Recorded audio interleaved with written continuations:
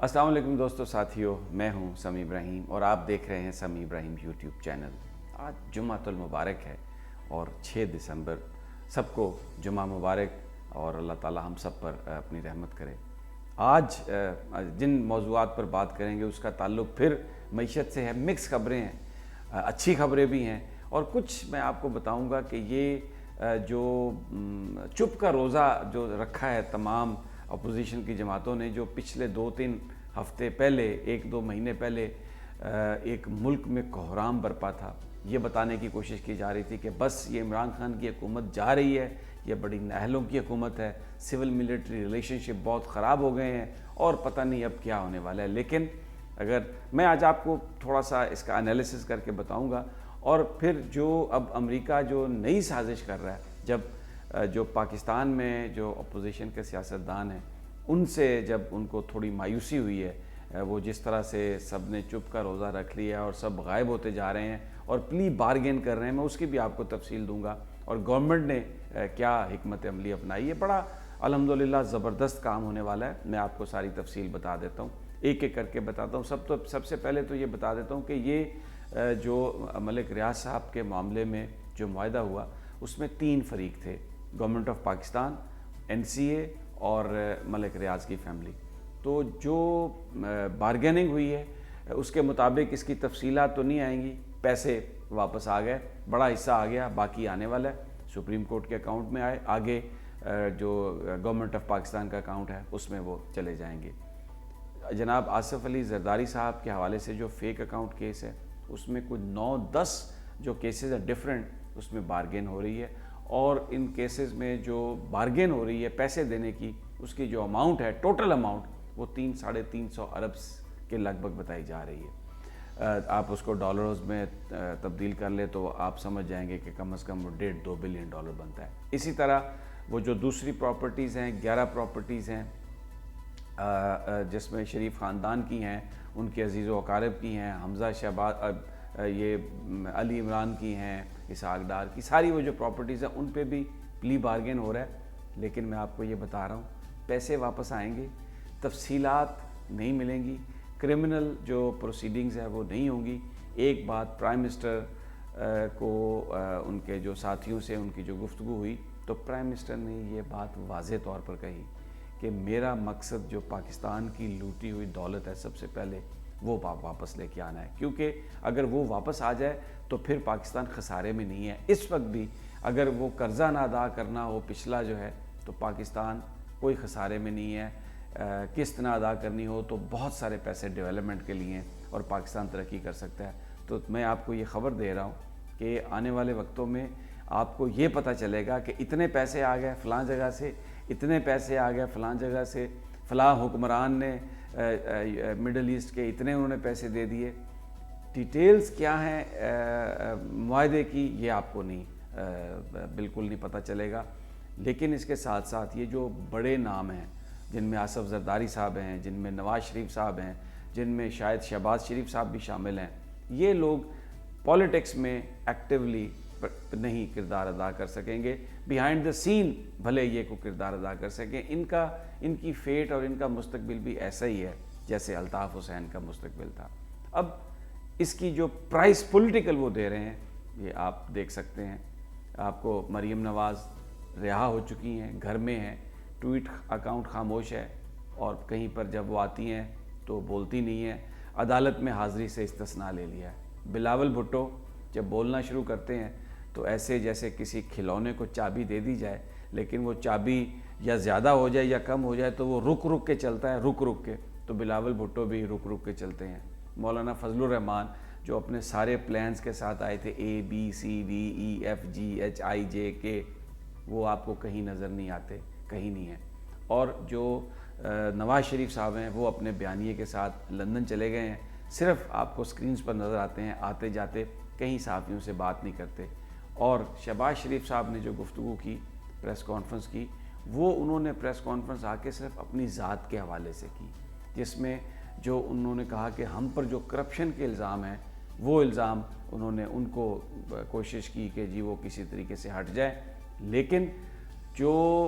मुस्लिम league नून की सियासत है, जो अपोजिशन की सियासत है, جو ووٹ کو عزت دینے کا بیانیہ تھا، جو پاکستان کے اداروں پر تنقید تھی، اس معاملے پر انہوں نے مکمل خاموشی اختیار کیے رکھی، اور صرف ایک چیز انہوں نے بار بار بتانے کی کوشش کی کہ عمران خان سے بات نہیں ہو سکتی، ان ہاؤس تبدیلی کر دیں، ہمیں آپ حکمران بنا دیں تو ہم انشاءاللہ تعالیٰ آپ کو بہت کچھ ڈیلیور کر سکتے ہیں۔ تو وہ جو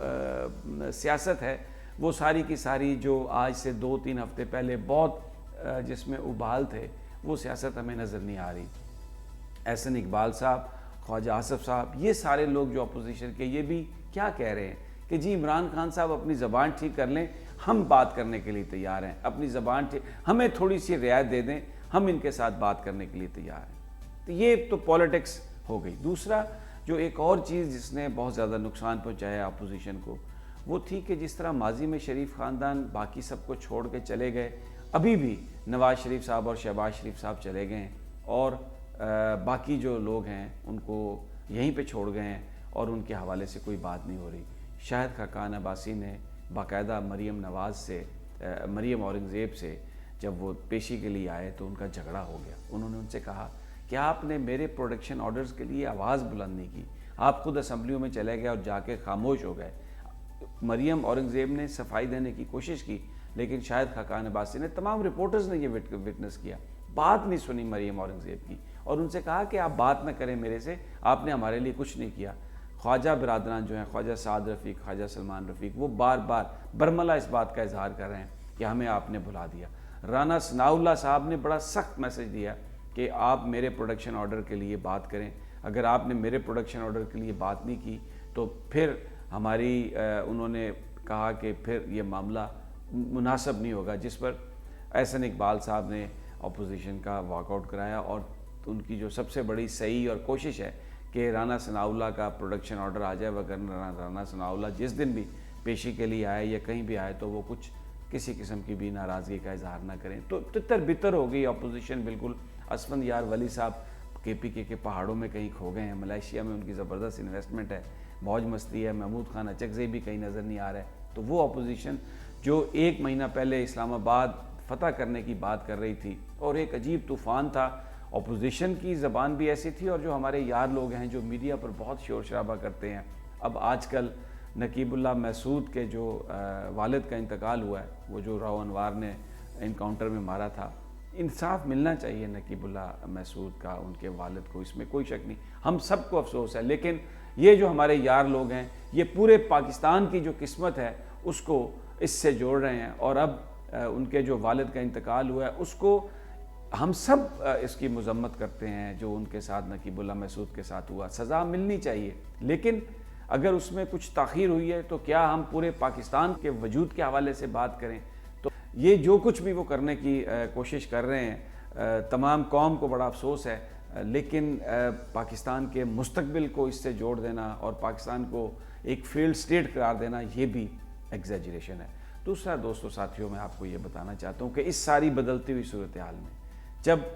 جو باہر کی طاقتیں ہیں انہوں نے دیکھا کہ ہمارے پلیئر کمزور پڑ گئے ہیں، تو ایک پھر دوبارہ اٹیک ہوا ہے پاکستان اور چائنا کے تعلقات کے حوالے سے۔ امریکی نیوز ایجنسی AP اس نے یہ خبر دی ہے کہ جناب پتہ نہیں 650 پاکستانی خواتین ہیں جن کو لے جایا گیا وہاں پر شادی کر کے، ان کے ساتھ ریپ ہو رہے ہیں، ان کو عزتیں بیچنے پر مجبور کیا جا رہا ہے، ان کے اعضاء بیچے جا رہے ہیں۔ اب آپ یہ اندازہ لگائیں کہ امریکن جو نیوز ایجنسی ہے AP ایسوسیٹڈ پریس، اس کو اتنا دکھ درد ہوا پاکستانیوں کا کہ ایک ایسا پروپیگنڈا کیا۔ مقصد میں آپ کو بتا رہا ہوں صرف یہ ہے کہ جو پاکستان کے دلوں میں جو چائنا کے دوستوں کی عزت اور قدر ہے، چائنا اور پاکستان کے تعلقات کو خراب کیا جائے، ان کے درمیان خلیج پیدا کی جائے۔ یہ مت بھولیے کہ یہ ابھی صرف 1-2 ہفتے پہلے کی بات ہے جب ایلس ویلز جو امریکہ کی نائب ایک وزیر خارجہ ہیں، انہوں نے یہ کہا تھا کہ جناب یہ CPEC جو ہے یہ تو پاکستان کے اوپر ایک قرضہ ہے، یہ تو پاکستان اس قرضے کو ادا نہیں کر سکے گا۔ تو تب بھی ہم نے یہ بات کہی تھی کہ اتنی زیادہ ہمدردی محبت امریکہ کو کہاں سے ہو گئی، لیکن چائنیز ایمبیسی نے، ان کے ترجمان نے کھل کر یہ بات کہی ہے کل کہ یہ جو پروپیگنڈا ہے امریکی نیوز ایجنسی کا کہ پاکستانی خواتین کو وہاں پہ لے جایا گیا اور ان کے ساتھ یہ کچھ ہو رہا ہے، یہ قطعی طور پر بے بنیاد ہے۔ اور جو اس کی آگے تفصیل بتائی ہے چائنیز ایمبیسڈر نے، انہوں نے یہ بتایا ہے کہ ایک اتھارٹی ہم نے قائم کر دی ہے، اور اگر کوئی پاکستانی لڑکی چائنا کے اندر جاتی ہے شادی کر کے اور اس کے ساتھ کہیں وہاں پر اس طرح کا انسانیت سوچ سلوک ہوتا ہے تو پاکستانی قوانین کے مطابق اس کو سزا دی جائے گی، اور ہم یہ چاہیں گے کہ پاکستانی اس کو پروسیکیوٹ کر لیں۔ اتنا زیادہ کھل کر چائنا کے جو ترجمان ہیں ایمبیسی کے، انہوں نے یہ بیان کیا ہے اور قطعی طور پر انہوں نے کہا ہے کہ یہ غلط اور بے بنیاد ہے۔ یہ جو پروپیگنڈا چائنا اور پاکستان کے تعلقات کو خراب کرنے کے لیے کیا جا رہا ہے، یہ آپ دیکھیں، آپ کو بی بی سی سے ملے گا، برٹش نیوز ایجنسی، ایک اور بھی چیز ملے گی کہ مسلمانوں کے ساتھ وہاں پر بہت انسانیت سوچ سلوک ہو رہا ہے، وہاں پر کیمپ بنا دیے گئے ہیں، مسلمانوں کو اس میں ڈال دیا گیا ہے، مسلمانوں کے ساتھ بہت زیادتی کی جا رہی ہے۔ اس کا مقصد صرف یہ ہے اس ساری کہانی کا دوستوں ساتھیوں کہ جو چائنا ہے اس کے حوالے سے پاکستانیوں کے دلوں میں بدگمانی پیدا کی جائے، ایک نفرت پیدا کی جائے، اور جو سی پیک کے فوائد ہمیں ملنے ہیں، جو ہم سی پیک کی طرف جا رہے ہیں، اس کی سیاسی حمایت کو کم کیا جائے۔ پاکستان